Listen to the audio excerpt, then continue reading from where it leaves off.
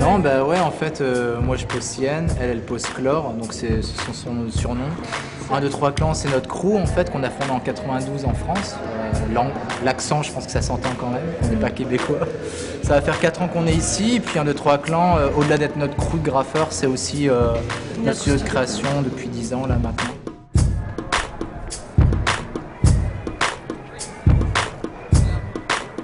On est passé du graffiti au graphisme en fait, Ouais, et c'est en faisant du graffiti. C'est à cause de la technologie, parce que notre premier Mac, on l'a eu en 94, il a commencé à peindre en 89, moi 92, et en fait on a trouvé ça plus comme un nouvel outil, mais on a fait notre style pareil sur d'autres supports, enfin le côté invasion, tout le web qui était un peu vierge à envahir pareil.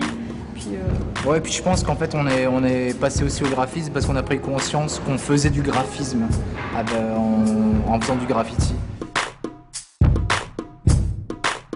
De toute façon, légal, illégal, on s'en fout. Quand on a commencé le graffiti, le légal ça n'existait absolument pas.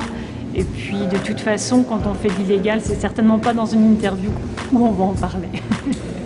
Enfin, voilà, ce qui compte au final, c'est le résultat de la production. C'est pas spécialement comment ça a été fait, dans quelle mesure. C'est sûr que c'est plus respectable de voir quelque chose, des patents faits illégalement, dans la rapidité, etc. Mais nous, ce qui nous passionnait dans le graffiti, c'est justement d'évoluer, de faire de la recherche et d'être complètement libre, d'appartenir à aucune règle. Et c'est ce qui nous a beaucoup apporté dans le graffiti finalement.